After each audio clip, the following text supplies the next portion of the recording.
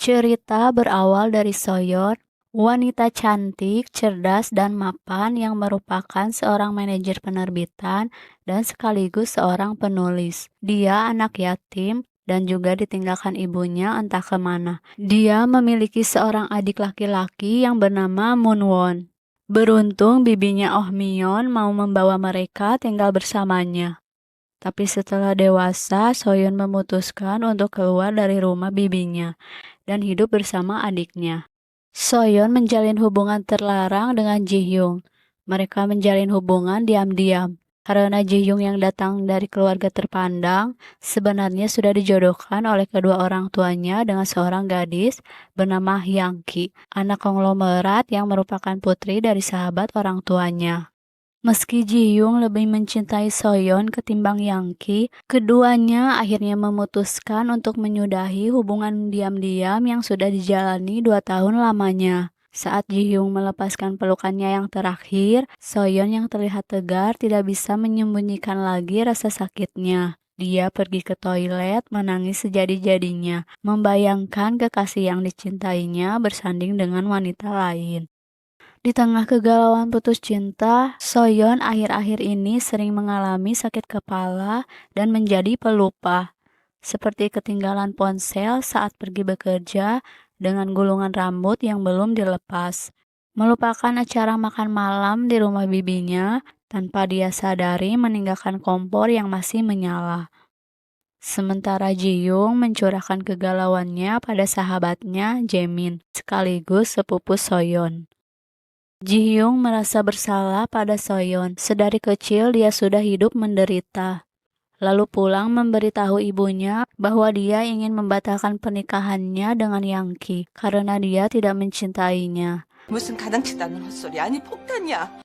Di taman bermain, Jaemin menghibur Soyeon agar dia bisa melupakan Ji-hyung. Soyeon pun siap menerima kenyataan pahit itu. Di sisi lain, Yangki berusaha mencari perhatian Ji-hyung. Dia masuk ke kamarnya lalu mencium bibir Ji-hyung. Ji-hyung terbangun memarahinya, menganggap Yangki tak lebih dari seorang adik. Mendengar itu, Yangki terkejut dan menangis. Tapi Yangki tidak menyerah.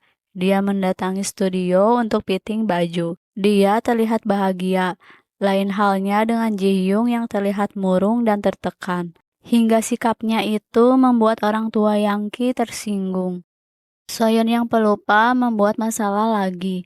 Dia lupa mematikan kompor hingga teko itu gosong. Ji-hyung malah teringat masa-masa indah waktu bersama Soyeon. Mencoba menghubunginya tapi Soyeon selalu menolaknya. Pagi itu hari Senin. Soyeon mengira bahwa hari itu hari Minggu. Beruntung dia diingatkan Moonwon untuk pergi bekerja.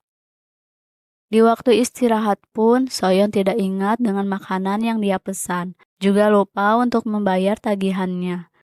Merasa hal itu sangat mengganggu aktivitasnya, Soyeon memeriksakan dirinya ke dokter, lalu menjalani tes, dan hasilnya dokter mendiagnosa bahwa Soyeon menderita Alzheimer dan tak bisa disembuhkan, dan perlahan akan menghapus semua ingatan Soyeon. Soyeon mulai menghafal kembali benda-benda yang ada di dapur, mencatat semua kegiatan-kegiatannya di memo. Soyeon jadi sensitif dan mudah marah. Apalagi saat Moonwon menyebutnya pikun. Itu membuatnya mengurung diri di kamar dan menangis. Saat bercermin, dia menggerutu kesal mengatakan bahwa dia yang begitu mandiri tidak akan menyerah pada penyakitnya itu. Di sisi lain, Yangki dimarahi ibunya karena dia terlalu agresif pada Ji-hyung. Moonwon terkejut saat dia menemukan resume di Soyeon. Dia mencari informasi tentang penyakit kakaknya itu, lalu memberitahu Jaemin. Mendengar itu, Jaemin terkejut dan tak percaya karena penyakit itu biasanya menyerang lansia. Untuk memastikan, keduanya mendatangi dokter itu. Moonwon pun merasa frustasi tak bisa menahan tangisnya. Jaemin memberitahu Ji-hyung tentang penyakit yang diderita Soyeon. Sontak Ji-hyung terkejut seperti disambar petir. Soyeon tak menyangka bahwa Ji-hyung dan Jaemin sudah mengetahui penyakitnya itu. Dia marah dan tidak ingin dikasihani siapapun. Saat pulang kerja, Soyeon tiba-tiba tidak ingat jalan pulang. Dia panik, tidak tahu harus menghubungi siapa. Yang dia ingat hanya nomor ponsel Ji-hyung. Ji-hyung merasa khawatir dan buru-buru menemui Soyeon. Ji-hyung pun datang menyelamatkan Soyeon yang panik dan kebingungan di tengah jalan. Sejak itulah hati Soyeon melunak. Dia pun bersedia dinikahi Ji-hyung. Ji-hyung menemui Yangki di restoran. Tekadnya sudah bulat, ingin membatalkan pernikahan itu. Sontak Yangki terkejut dan pulang dengan lemas. Ibunya yang mendengar itu langsung frustasi, merasa harga dirinya diinjak-injak. Gara-gara keputusan tersebut, Ji-hyung pun diusir ayahnya. Sementara ibunya hanya bisa menangis menghadapi putranya yang keras kepala itu. Pernikahan Ji-hyung dan Soyeon semakin dekat. Orang tua Ji-hyung menemui keluarga Yangki untuk meminta maaf atas keputusan Ji-hyung. Mendengar itu, ibu Yangki memaki-maki. Tak terima calon mantunya direbut gadis pikun yang tak jelas asal-usulnya. Dia menyuruh suaminya agar segera memecat ayah Ji-hyung dari perusahaannya. Hari yang dinantikan telah tiba. Di hadapan para tamu, mereka mengikrarkan janji suci. Sepulang dari bulan madu, Soyeon dinyatakan hamil 8 minggu. Di kantor, Soyeon membuat masalah lagi. Dia lupa dengan tugasnya dan membuat si bos marah. Padahal biasanya Soyeon selalu dapat diandalkan. Rekan kerjanya mulai curiga dengan sikap Soyeon yang aneh. Akhirnya terpaksa Soyeon pun mengundurkan diri dan terus terang tentang penyakit yang dideritanya itu. Soyeon tinggal bersama Ji-hyung dan adiknya, juga bibinya yang kadang membantu pekerjaan rumah. Karena Ji-hyung akan segera menjadi seorang ayah, akhirnya Soyeon diterima oleh keluarga Ji-hyung. Bibinya mencoba mempertemukan Soyeon dengan ibunya. Ibunya tidak bisa melakukan apa-apa, dia hanya menyesal dan menangis di depan Soyeon. Setelah Soyeon melahirkan bayi perempuan yang diberi nama Yi-eun, keadaan malah semakin menyedihkan. Dia tidak pernah menggendong buah hatinya itu, hanya menatapnya dengan tatapan kosong. Saat Yi-eun menangis, dia panik berlari memanggil orang di rumah. Saat Yangki datang menjenguknya, dia meminta maaf dan menyuruhnya menikahi Ji-hyung jika nanti dia meninggal. Perkataannya itu membuatnya frustasi. Melihat itu, Yangki bersedih dan terlihat menyayangi Yi-eun. Saat Ji-hyung mengantar Yangki ke depan rumahnya, Moon-won mendapati Soyeon sedang berendam di tub dengan memakai baju lalu tidur di kasur dengan baju yang basah. Soyeon menyiram tanaman, tapi airnya melebar kemana-mana. Moon-won terkejut ketika melihat Soyeon mengacungkan gunting ke Yi-eun, berniat ingin memotong rambutnya.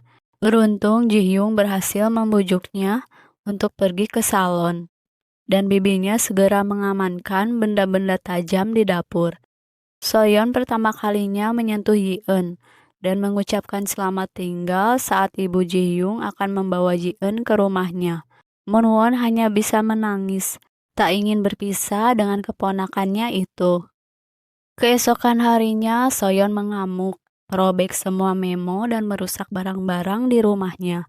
Sungguh menyakitkan bagi Ji-hyung ketika Soyeon tak ingat lagi padanya, malah menyebutnya orang asing yang sembarangan masuk ke kamarnya.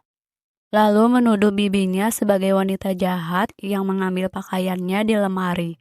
Tapi Ji-hyung begitu sabar saat melihat Soyeon memakai sweater di kakinya. Saat Jaemin datang menjenguk, Soyeon tak mengenalinya. Bahkan dia juga tak mengenali bibi dan pamannya yang sedang makan bersamanya. Hanya Moon-wonlah satu-satunya nama yang diingatnya. Soyeon semakin hari semakin memprihatinkan. Dia menendang bibinya saat membersihkan rumah. Ji-hyung pun banyak menghabiskan waktu di rumah untuk merawat Soyeon. Walaupun orang tuanya menyarankannya untuk menyerahkan ke panti. Bibinya menyarankan agar Soyeon memakai popok karena Soyeon mulai mengotori dirinya. Tersinggung karena dia merasa bukan bayi, Soyeon mengamuk saat dipakaikan popok oleh Ji-hyung. Malamnya, Ji-hyung mendapati Soyeon di ruang tamu, sedang kebingungan tidak tahu bagaimana caranya memakai popok. Ji-hyung langsung memeluknya dan menangis. 하지마. 하지마, 서연아. 6 tahun kemudian, Ji-hyung dan Yi-eun terlihat mengunjungi makam Soyeon.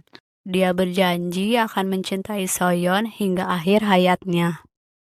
Cerita pun selesai.